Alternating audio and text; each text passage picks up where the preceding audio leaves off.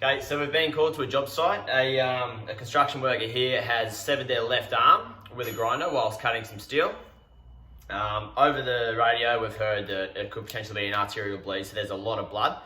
So I arrive on scene and I see a pale and diaphoretic patient lying supine, covering their left forearm with a significant amount of blood. So straight away, scene safety, I'm going to make sure there's nothing dangerous, no tools that can hurt myself or my partner or the patient.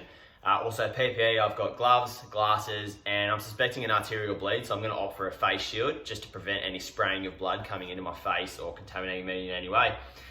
I'm going to introduce myself to the patient and find out what's going on. G'day, my name's Reese, I'm from the ambulance service. What's happening today, mate?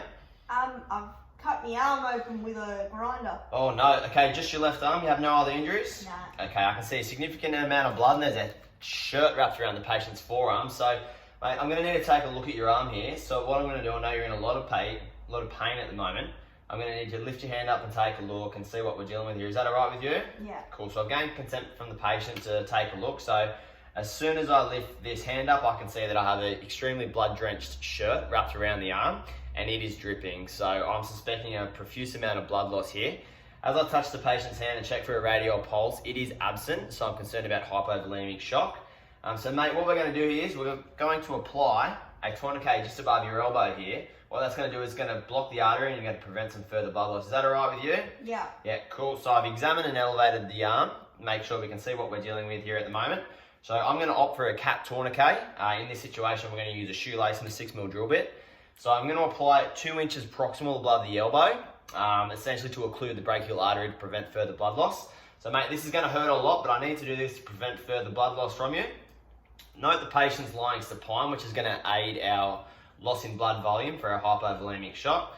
So I'm going to wind the spindle up until we have sufficient tension, and I can notice that the dripping and the blood loss is starting to slow.